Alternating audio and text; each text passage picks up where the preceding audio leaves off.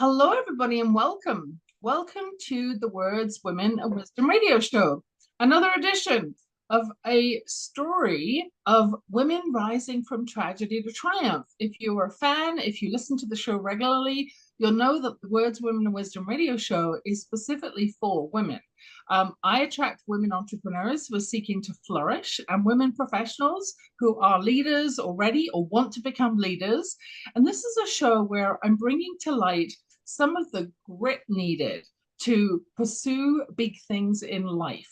And I'm delighted today to be joined by one of my professional colleagues, Dr. Venka Meddling. And am I pronouncing your name right, Venka? Hello, everyone. Thanks so much, Yvonne. Yeah, you pronounce it perfectly. Excellent. Okay. So I had an opportunity to meet with Venka just recently in a networking group. And it's been really interesting because as we build out our business, we know that the concept of networking, building new colleagues, making new connections is really important. And I think that in the entrepreneurial space in particular, it's really important because we get to see not only other coaches, but we get to see other service providers who have a unique skill set. And today we're going to dive into the topic of equine coaching. Really an interesting topic. Myself, a few years back, I had an opportunity to go out to one of the local equine groups here and do some work with horses, and it was fascinating. And I'm so glad that Venka has been able to join me today to talk about how can leadership really advance using horses. So Venka, first, 5 years. I know that we're going to dive into your story in a little bit, but she is a professor originally from Europe. Frankfurt? There we go. Who has been in the United States, excuse me, living in Washington, D.C. area for the last 8 years. And she had brought this heritage with her of becoming a professor in contemporary history. And she, like myself, had a little bit of a wake-up call. We'll get into this story of rising from tragedy to triumph, which is part of the essence of this show. Because I believe that when women are going through something, if we understand and appreciate that not only have others gone before us, but we've come out the other side of the tunnel and are now thriving. And so it's a great reminder that no matter where your journey takes you right now, no matter where your journey has led you from, there is always hope, there is always opportunity, and there is always a way to turn things around with passion, with energy, and with focus. And I think you'll find today, this interview, that Venka has all of those things, and she's bringing her greatest gift, which is partly positive energy and partly, I think, the deep wisdom that she brings from her studies and from working in academia and now working in the corporate arena as well, and out on the farm or out on the horse pastures as well. So she hangs out quite a lot with someone called Gus. I'm going to let her introduce you to him. He is a very important part of the work that she does in the Maryland area, Maryland, DC area. And then also is looking at how she can bring to life her certified executive leadership coaching background from Georgetown to life in the equine leadership piece. So it's going to be a very interesting discussion today. So for the listeners, stay tuned to the very end because there's going to be something special. I have a gift for you, and so does Venka, and they're two completely different gifts. So today we're talking about this topic of moving from cancer to connection. Yes, we said the C word twice, from cancer to connection, and how horses helped Venka live life to the fullest and step into the life that she loves. So hello, welcome, Venka. Thank you so much for the warm intro. Yvonne. It's an honor to be here with you and yeah, to air on your show.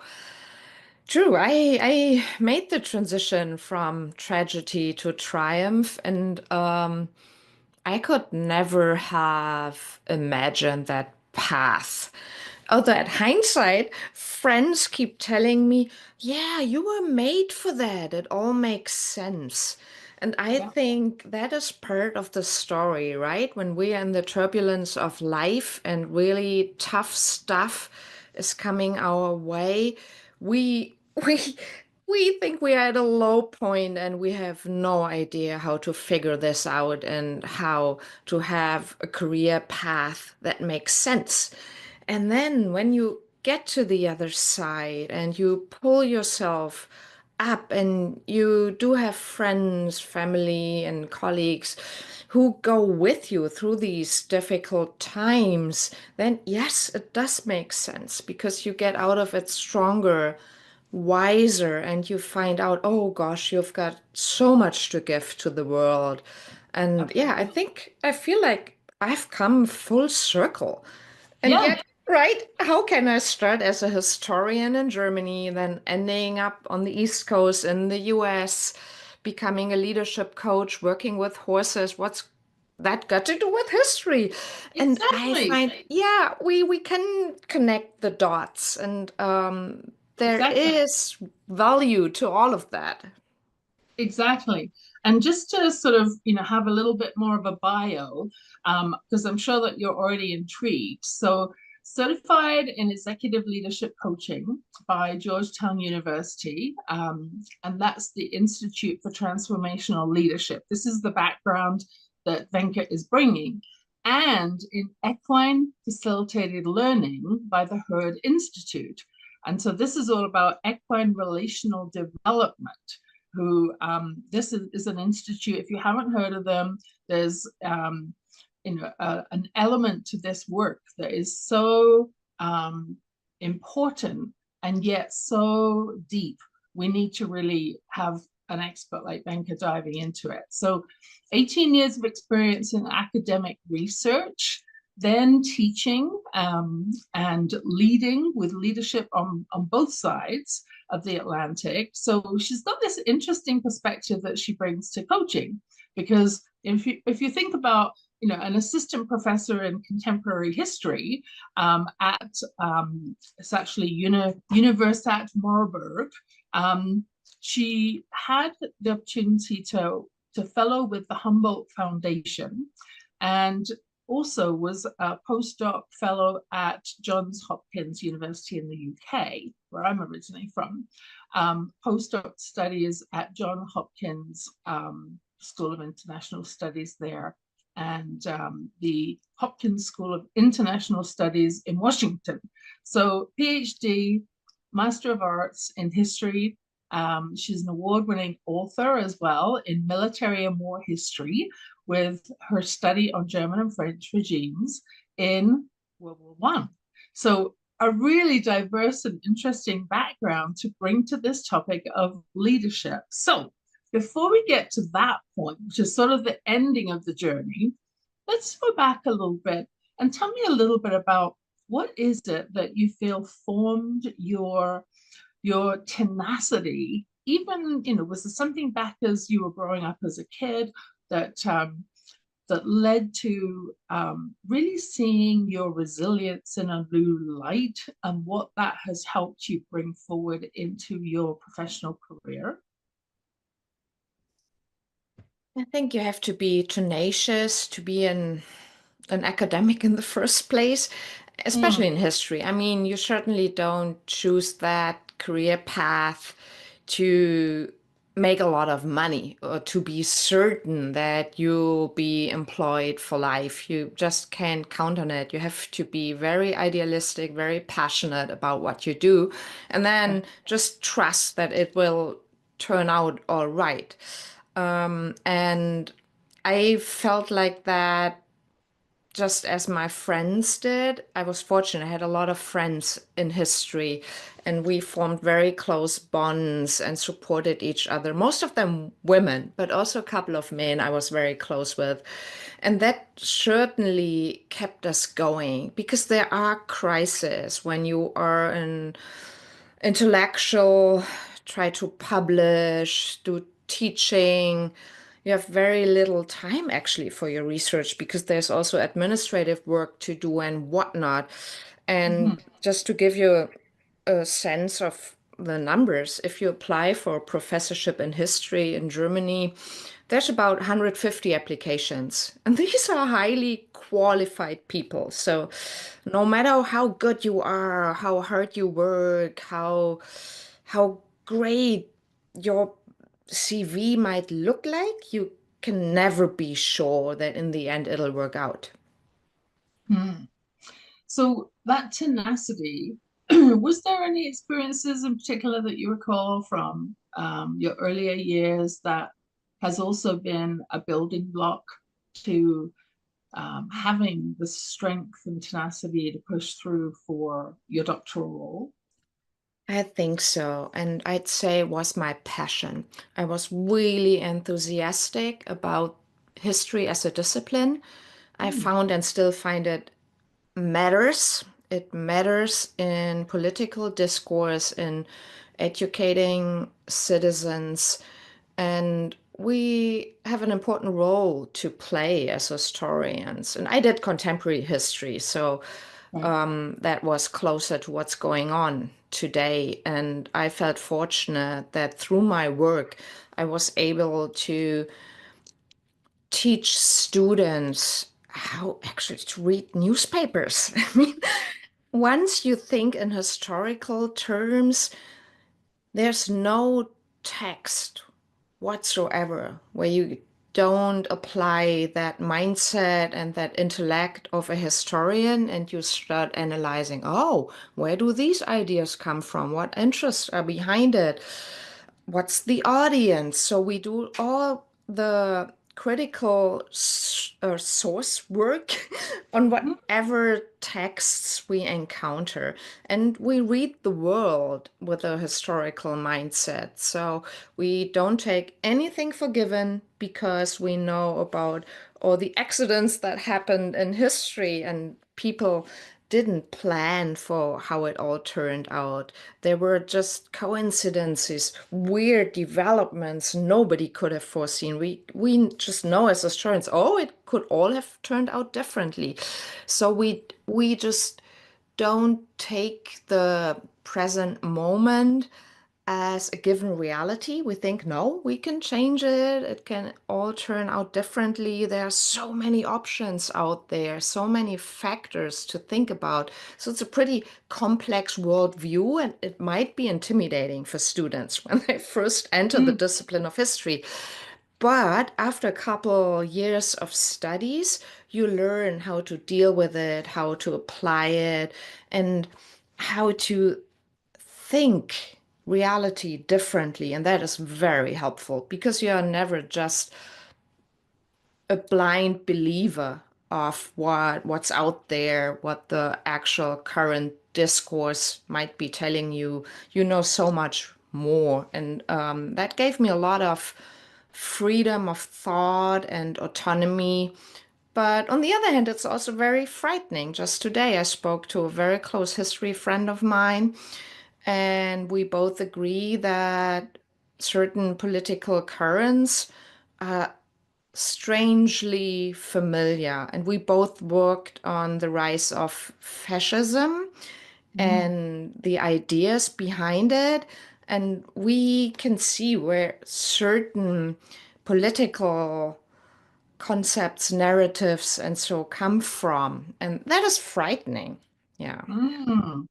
Well, the excuse me, the historical events that have shaped our world, you know, so important. And I think, you know, every time Remembrance Day comes around in particular, it's always so heartwarming to remember those who went before, who for our own freedoms and to really look with respectful eyes at all of the history that happened and how it shaped our current opinions, our current way of life. Living in Canada, you're down in the US, living in Canada, we have a much bigger focus these days, particularly in June and then again in the fall, on the heritage of Indigenous peoples and what happened with the divide between trust and what we're now moving into that is leading to truth and reconciliation of some of the horrific things that happened and how the colonialism impacted the Indigenous culture and still has impacts today, and what they're actually now coming forward with to go through the courts to take back some of their own power. And so it's not only in the European countries, but it's sometimes even within our own country. And I'm calling Canada my own country as a became a citizen after living here for about 10 years. So been a citizen for a while now. Not that any of that heritage was in the documentation or in the preparation for becoming a citizen. It's almost like it was like underground information that was not coming to light then, but it certainly has been coming to light in the last few years. So this topic of leadership, you've obviously led as a professor and led others to be looking through a new lens to make history interesting. I know that history was not my favorite topic until I started to travel, until I started to go to Europe. I went to France and Switzerland. I went to Germany. I went to Holland. And then I went overseas and did some Caribbean countries. But certainly the history of European times and you know the small little villages and the cobbled streets and the ways of life, I found it fascinating. But it wasn't until I was actually there to experience it. And I suspect that this whole topic of equine coaching is also very much misunderstood until you've actually done it. So here you are as a professor taking your studies, and then how did you connect that with equine coaching? What's the story here? That's a great question. I think the linkage there is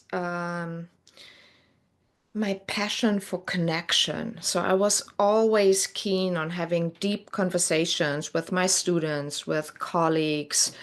I took on the position of women's representative at the history department I was working at, and that was just on top of everything else I was doing, but I did it because it was so important to me, and it was a way of giving back to the community, and in that case, then supporting other women. Um, and that actually led me to the idea of becoming a leadership coach. When I was reflecting back on what I liked most when I was an assistant professor, wasn't the topic of history, though I definitely was passionate about it. No, it was the human beings um, I was forming connections with and talking to and trying to support. And it was really a big aha moment when the idea of becoming a coach first entered my mind. That was the huge bridge I saw between my former career and then the new career path I was forging. And horses play a big part in it. I came to horses before I actually did the coaching training. So first horses and connection, and I felt, oh gosh, they have so much to teach me, and I just love being around them. And then the idea came up, okay, I become a leadership coach, and then I can combine horses with coaching because, everything that is good about horsemanship is actually good leadership and vice versa. So, whatever you learn around horses and you take in their wisdom and you become a better horse person helps you at becoming a better leader. So all the recipes I find in my work with horses apply so beautifully to good leadership and vice versa. So there's also parts, the horse world can learn from good leadership because they are so connected, so similar. Probably not identical. I have to figure that out, what the differences are, but I see far more parallels and commonalities than I see differences. Hmm. So, what would you say are the top 3 to 5 things that most un, unexpected things that you have learned about leadership from horses, and how did that learning come through? Horses live in the here and now 100%. They never think about the past and certainly never think about the future. They don't have that concept of past or future. They are just in the here and now, 100% present. And I found that is foundational for good leadership. You have to be present. If you're not present, people will feel it. People can tell you're not 100% with them. Um, and life is taking place just in the here and now. And for me, that was such a big insight because I'm a historian. So most of the time I was was dealing with the past and literally occupied by the past. And when I was not occupied by the past, I was probably worrying about the future, which is not healthy at all. And horses are so good at bringing you into the present moment and appreciating the here and now. You just deal with what's happening right now and nothing else. Hmm.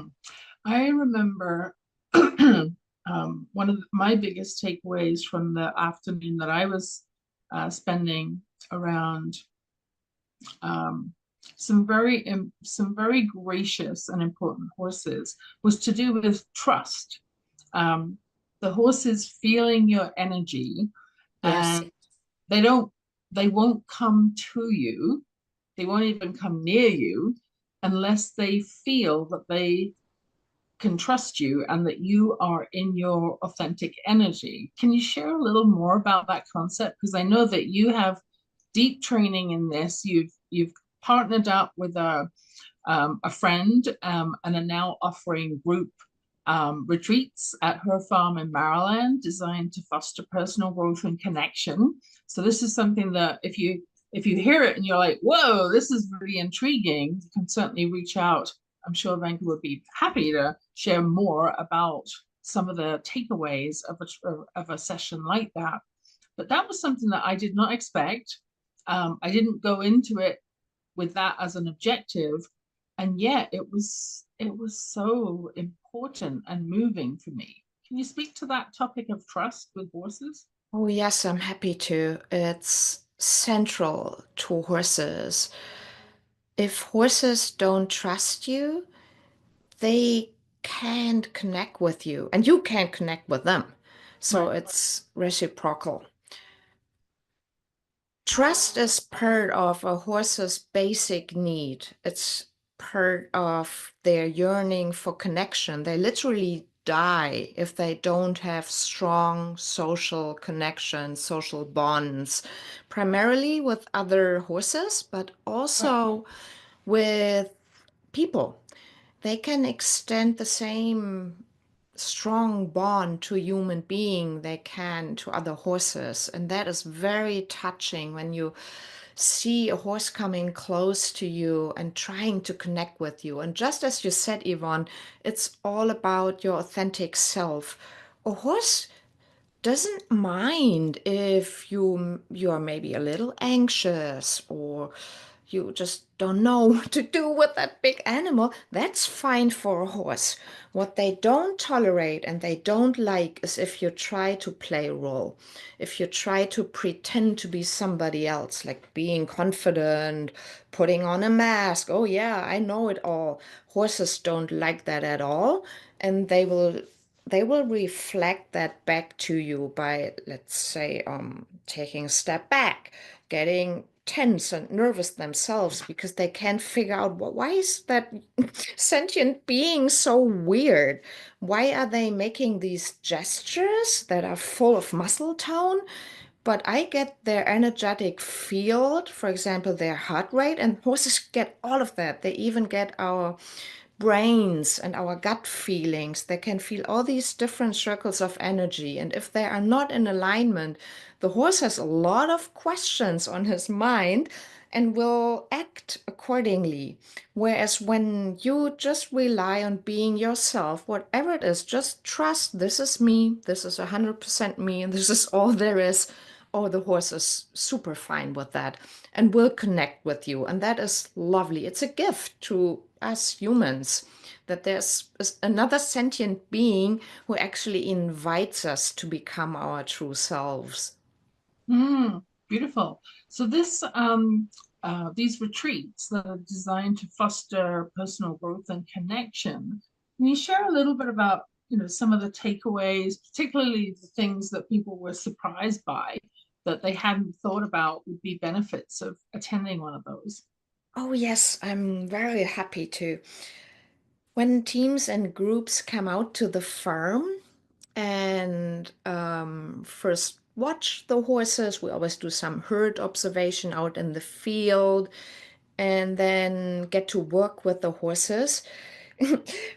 Very often, a certain pattern emerges. Hmm. When they think of collaborating with a horse or doing something, it's very much like a team work mindset. Oh, we have a goal. Okay, we have to reach that goal. So they are purpose driven and goal driven and whatnot. And when they spend some time with the horse, they find out, oh no, it's not so much about the goal or the doing, it's about the being. And Mm, the horse teaches them how to just be, accept what is, go with the flow, and all of a sudden it's like magic unfolding. And I've seen that so many times. They find out, oh gosh, we should listen to the calmest group member or team member more often. And that is usually the equine team member. And we should go with what they wish for. And we are so much more powerful with that. And then you see their breath slowing down, tension going from every participant's bodies. It's beautiful to watch. And then they get the idea, oh, we don't have to do anything. I mean, nobody is putting any pressure onto us. It's just ourselves, our patterns that show up here. We think once we come together as a team, we have to do something. No, we just be, and then things will unfold and we'll get more done in the end than we had ever wished for. In the beginning, mm, for example, they might have tried to pull on the horse's lead rope or push him or whatever. I mean, in a gentle way. We make sure that no horse is abused. And right. there's no way you can push a horse that doesn't want to go. Whereas if you get a good connection with the horse and then walk forward, the horse will even trot with you. If you run, the horse will run with you. And that is wonderful for people to experience. Mm, beautiful. So you're right, because a lot of times organizations will book a team building session, and the activities are all about, maybe building something from a paper model or instructions, or, coming together. Some of the best ones I've attended have been where, you do have to build trust and connection with your team, crazy things like falling backwards into their arms, or being in a ropes course, and certain things Yeah. happen where you've got to rely on the other team members to be able to get to the other end. But this piece about being, where we teach, or we're taught as we take executive coaching, the whole concept of a be, do, have, right? And when we reverse that around and look at, you know what what is it that we want to have, and therefore there are activities that we need to do, but it all stems back to who are we, right? Who are we? That Right. beingness. It's such an important piece, and I'm so glad that there is more expansiveness now, more acceptance of bringing horses into this. And it doesn't hurt to get away out of the city, be on beautiful acreage somewhere, surrounded by Yeah. nature. I mean, that's not too tough to take either, right? So Yeah. what a beautiful way for horses to teach, some of the really core concepts of leadership and do it in such a beautiful way. So thank you for hosting those events. I'm also curious about this, we shared the title, From Cancer to Connection, and how horses helped you step into living the life you love. Are you open to sharing a little more about your journey and what your biggest learnings were having come through that? Yes, absolutely. So I was diagnosed with breast cancer in 2018, and it came as a shock. I had always conceived of myself as being very healthy, and I wasn't concerned about my health. But of course, cancer is nothing you can control. It just happens, and then you have to live with the diagnosis. I had to undergo everything. So chemo, several surgeries, radiation, and I got fully cured. So I'm a very happy, thank you, grateful cancer survivor. After I had fully recovered, I found out, oh gosh, I just don't want to go back to my desk and write my second book. And then Hmm. I found out, oh, I don't even want to become a professor, even if anybody offered me a wonderful chair at any great British, US, or German university, I wouldn't want it. I was now a happier person than I had ever been during my former career. And so, if I wanted to be fully honest, that meant, okay, there's no way back for me. It just doesn't make sense. If I stay true to my new self, I have to find something that fulfills me. And that was when horses came into the game. I remember talking to a close friend of mine on the phone, and I told her, yeah, maybe I could get a couple of riding lessons in Washington. And then I said, oh, though they are really expensive. And she started making fun of me and in a very lovingly way and said, you know what, Menke, I think you can well afford a couple of riding lessons. And of course she was right. So I took those riding lessons and then I found out, oh, it's not just about riding. It's really about being with horses and making them a part of my life. And that is how I found out that I had to reconnect with my own childhood when I was dreaming of horses all day long, reading horse stories, watching horse movies. And unfortunately, for over 3 decades, I hadn't taken those dreams seriously. I had literally persuaded myself that these were just some romantic girls' childish dreams or something, and that the horse world was not for me. It was again, I told myself it was expensive. Either you start with 6 years old, or you'll never become a horse person, let alone a horse expert, and Mm. all these self-limiting beliefs. And yeah, here I am. I met the right people. My good friend Rosanna, whom I'm working with the horse retreats now, told me about the Herd Institute, where I got certified in equine facilitated learning. And Rosanna has got that beautiful horse farm where we can offer these horse retreats to groups and teams. And I think my journey with horses has just begun. I'll not let them go out of my life again. I'll stick with them. And I just defined for myself that, okay, I need at least 3 days a week that I spend with horses, no matter what. So I have to build a career that tolerates that time with horses. And if I can combine horses with coaching, as I do now, even better. Yeah. So I consider myself very fortunate. Love it. Very often when, excuse me, when I'm working with, mostly my work is with women entrepreneurs who are seeking to flourish.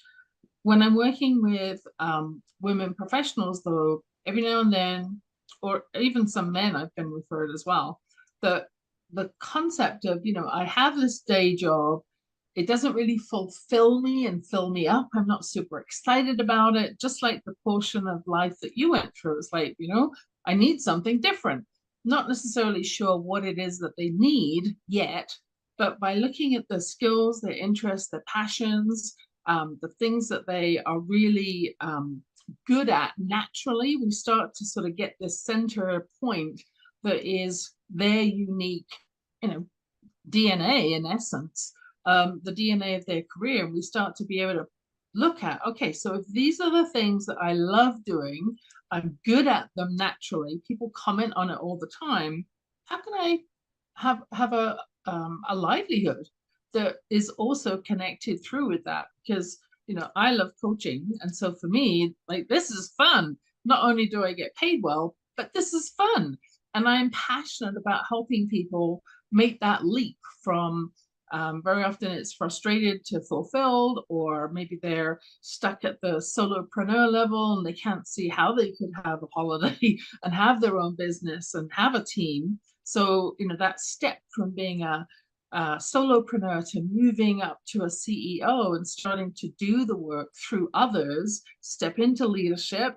New leaders need to learn new skills. They need to learn the art of delegation, the power behind coaching, how to give performance reviews, how to give constructive feedback, and how to not become a bottleneck, right? All of these things are skills that the new leader needs to learn.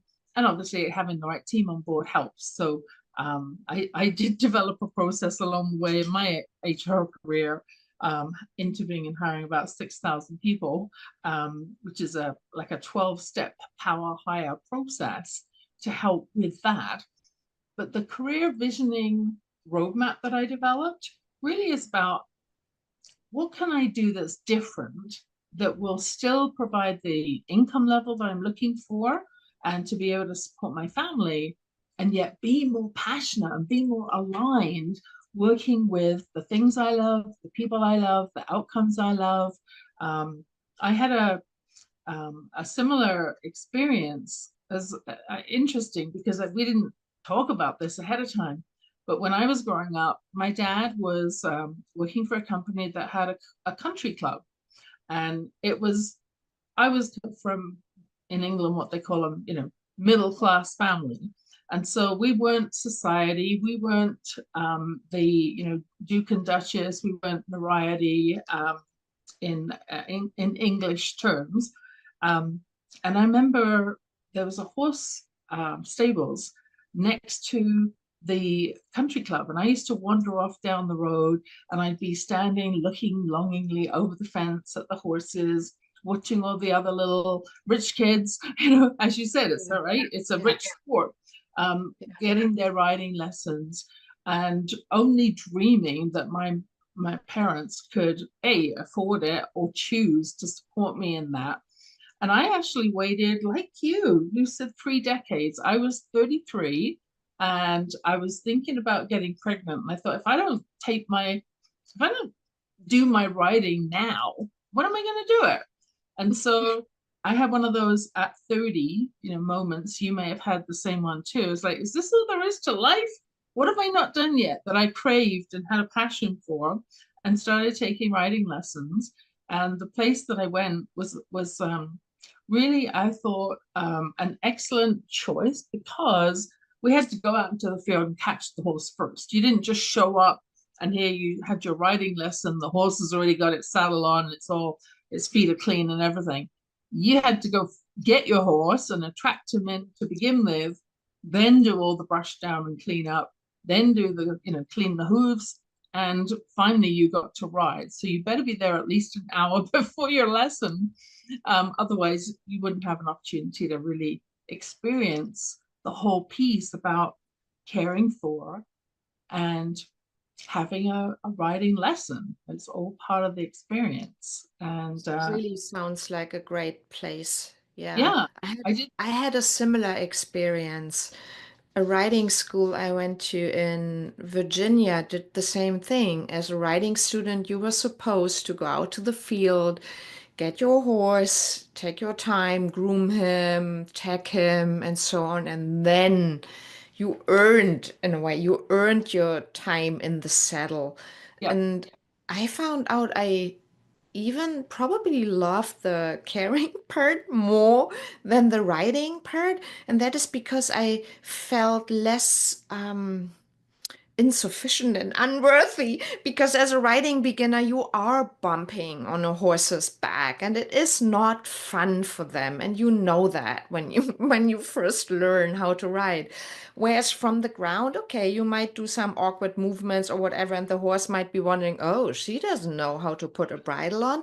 But that's not that bad for a horse, as long as you are kind, and that's the most important thing for them. They, right. as we said, right? They want to trust you, and they can tell immediately if a person means well or if a person is a threat. And I found out, oh gosh, these horses really enjoy being with me, because I would come earlier and earlier and then lead them to a nice pasture when they could graze and so on. And I extended my time with the horses all the time. And that was, yeah, just more important than the time in the saddle. Yeah. So note to the listeners, if there is something that is still one of those unfinished business things that you had a craving for childhood, teens, earlier in your life, don't sit on it. Like, experience it. Make a choice that you want to experience it. For me, it was a beautiful 3 years of being out regularly riding. And then when I got pregnant with my son, I decided I wasn't going to be bouncing around on a horse. Yeah. Even in the early stages of pregnancy. So, that piece though would have been unfinished business, and it would have kept calling to me if I hadn't done it. Um, like you, I also had a cancer diagnosis last year. Not breast cancer, kidney cancer, and I didn't even know it was there. I think I shared this a couple of shows ago, because I actually bumped into another girl who had an accidental finding of a lump after getting a gallbladder attack. I was like, you can't make this up. Like, how did you? Mm. How did we get connected? We had such a similar experience. But when you have a life-threatening surgery, it has to put things in perspective, the universal 2x4. And it's like, okay, now I finally had, I gave myself 2 weeks to recover. Um, they said 2 to 6 weeks. I'm positive, focused person. So I said, okay, I'll take two. But during that 2 week time frame, made some very important decisions in my life, and chose that come the new year, I was actually going to part ways with my husband. And we were going to, it was clear that we had different values and we were going in different directions. But I wouldn't have seen that if I had just kept doing the same thing. And I would have got the same result, as we talk about in coaching, right? You want something different, you've got to do something different to get it. Otherwise, there is no change. There will be no change. Um, so, taking my own time, my 2 weeks, to really reflect on, what is the most important thing in my life? If I don't have that long, say this is a cancer diagnosis that isn't just contained within the surgery, and it does come back, how can I live a more fulfilled, rich life as I go into 2024? So this whole year for me, we're now in December, this has been my year of recalibration. So for anyone who's out there listening, there is an amazing amount of options. There are some amazing treatments. Surgery obviously is one option.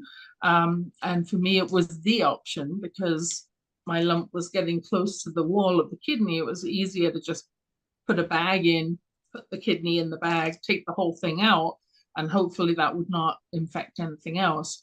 And I'm pleased to say, yes, I've also had a 6 and a 12-month scan and be cancer free. I think that part of this reason for having this was a wake up call needed to say, when you keep giving and giving and giving of your source energy, not giving from your overflow, you'll eventually get sick. And I was, with what was happening in the relationship, I was over giving, and I believe I made myself sick. That's why I believe that showed up. So we have some lessons in life, don't we, to share with you all? Have lessons, right? And I wonder, what can we do as leader coaches to make the case that people don't have to wait for a horrible cancer diagnosis to change their lives if they want to? Yeah. How can we get a sense of urgency when Mm, there's not yet a cancer diagnosis or loved one has not died yet, and what other terrible catastrophes might be out there? right. Yeah, So I mean, I don't know about you, but when I took my coach training, one of the funniest things, but it really hit home for me, that they shared with us was a Bob Newhart skit. And it's called, you can look it up on YouTube. It's called Stop It. And it was a hilarious little skit of a psychologist who had someone come to him and what he shared with her. And I think that, when we get these big events happening that are unexpected out of the blue, whether it's a death in the family, an illness, a job loss, all of these major things happen. You're right. Why does it take so much? Well, I believe, if I look back at my certified executive coach training, same as, didn't different university that I took mine at Royal Roads, but the limbic brain is there, and people don't like change. That little amygdala, that little almond-shaped piece of our brain, calls us back to safety all the time, and that is, oh, there we go. That is part of our physiological makeup. And so change is hard. Change is hard. However, once we make the commitment to say, no, I am not tolerating this anymore, and I'm going to ask you to write that word down, listeners, tolerate. And the question underneath it is, what am I currently tolerating? Because if you don't speak up, if you don't grab life by the horns, no one's going to do it for you, right? This is a personal journey, and you have to choose, what are you willing to tolerate? What are you tolerating right now? And what is it costing you? Is it costing you your health, like it did for myself with Vengo? I mean, she wouldn't have had the opportunity to, it probably wouldn't have been on the radar to do the beautiful work, the equine work that she's doing now, and to really step into bringing together her passion for history, leadership, movement, change, equine experiences, and bringing this all together into a very unique skill set. And are you hosting events January, February? Like, when is your next equine event? oh, we'll definitely post it, but we haven't scheduled it yet. But fortunately, we can offer horse retreats all year long. Yeah, we are fortunate in that the weather usually in Maryland allows for that. I wouldn't want to do that in Germany where it's raining all the time. Or But Calgary, where it yeah, gets to minus 33 and 6 feet of snow. yeah. No, we'll So definitely have horse retreats coming up early in the new year, and excellent. I will post the dates. Excellent. So, for those who are listening, again, you might not have had a wake up call recently, but trust me, if you keep sitting on something that is nagging at you, or you've got this gnawing feeling in your belly that you really do deserve to have much more happening in your life, more joy, more alignment, happiness at work, more career fulfillment, more family fulfillment. What is it that you have experience maybe that could be like a triggering event to get you moving? If there's nothing, use the new year. We're in December. We're going to go through the seasonal festivities, but we have the brand new year coming up.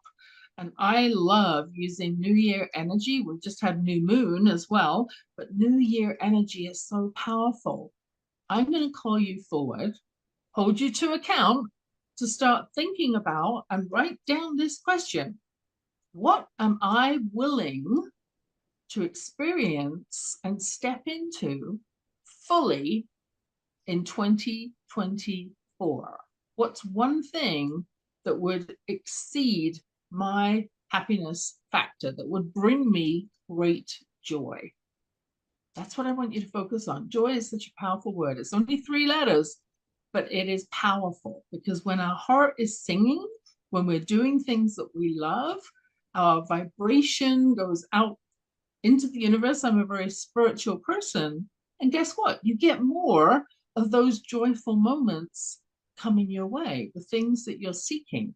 You know, powerful manifestations happen when our vibrational alignment is at a higher level. So we have a couple of gifts that we wanted to share. You may have seen behind me, there's actually a book on the shelf there. It's actually my best-selling book called Words, Women, and Wisdom, The Modern Art of Confident Conversations. And it's designed for women to have 40 different words and word concepts to help them to ask for what they want and get it. And get it. Not by being aggressive, but by being assertive, by being clear, by tapping into the power of our language in a whole new way. And also how we align our energy so that we show up, we're not just talking, but we're actually embodying that feeling that we're giving. So there's actually a free chapter you can download on my website. If you go to yvonnesilva.com, there's a tab that says free gift. You can page down there and you can pick up chapter 8 of the Words, Women, and Wisdom book, a modern art of confident conversations. Bit of a mouthful. I think I need some water. And Venka also has a gift for us as well, which I'm thrilled to hear. Do you want to explain about your gift as well, Venka? Yes, so my gift to you is a set of handcrafted equine coaching cards. On each card, you'll see a picture of one of my equine coaching partners because I conceive of horses as my equine colleagues. And then a very powerful coaching prompt. Just to give you an idea of a coaching prompt, one of the most powerful questions for me during my coaching training was the simple question, what would courage do? It was such an eye-opener for me. Now, whenever I feel hesitant, anxious, my smaller self, as we say in coaching, I remember that question. What would courage do? And I just know the answer. So no hesitancy anymore. And if you'd like that set of coaching cards, please get in touch with me. You can reach me on LinkedIn. And then you can email me, and I'm super happy to send you those handcrafted equine coaching cards. And I hope they'll, put you on a great path for 2025. Oh, that sounds beautiful. Well, thank you so much for bringing that. And it's always worth staying to the end because there's always a valuable gift. Not that you haven't already had an hour's worth of valuable gifts. In a few minutes, there is actually a video that we're going to play at the end, which is when my book launched in 2018. There was a video I put together to help people to understand why did I even write this book, and what is contained within it. What will you take away if you pick up a copy of the book? So that'll run for the last few minutes of the show. Venka, any last insights or learnings or things that you really want the audience to understand, particularly from that equine leadership perspective? Yeah, I think my message and the horse's message to you is you are enough. You're beautiful. You have it all. You don't lack anything. It's all in you. Just embrace it, go with it, and get into the flow. Beautiful. You are enough. If every woman was looking in the mirror in the morning saying that as self-talk, you are enough, that alone is a powerful takeaway. One of the concepts in my book is the concept of being in process of. So if, for example, a lot of times women are saying, I want to lose weight in the new year or become healthier. So instead of looking in the mirror and telling yourself, I want to be 120 pounds, and your body and your brain is saying, oh, you're lying to yourself. Use the term, I am in the process of becoming 120 pounds. And your body can own that. Your brain can own that because you might not be there yet, but you are in the process of. So sometimes, again, powerful words, one or two shake-ups, these words, these concepts that we're sharing today, super powerful. And yes, absolutely, you are enough. Benka, thank you so much for sharing your time and your gifts and your wisdom with me today. I really appreciate you. And as we go forward into 2025, oh my gosh, it sounds so strange saying that. Yes, keep in touch, like the show, follow along. There will be more postings coming up in 2025 to have this regularly aired and updated on YouTube, and also to make sure that you follow Words, Women, and Wisdom, the Modern Art of Confident Conversations. There's more coming on that. And to keep in touch with Venka and hear more about the equine leadership retreats that she offers as well. So thank you for joining us today. Thank you, Venka. And enjoy. Thank you so much, Yvonne. It was a pleasure. It was a pleasure. Absolutely, it was. Enjoy the season and just remember, tap into that New Year's energy because it is super powerful and it comes once a year. So use that as your trigger instead of something negative. Thank you, everybody. Have a beautiful week and bye for now.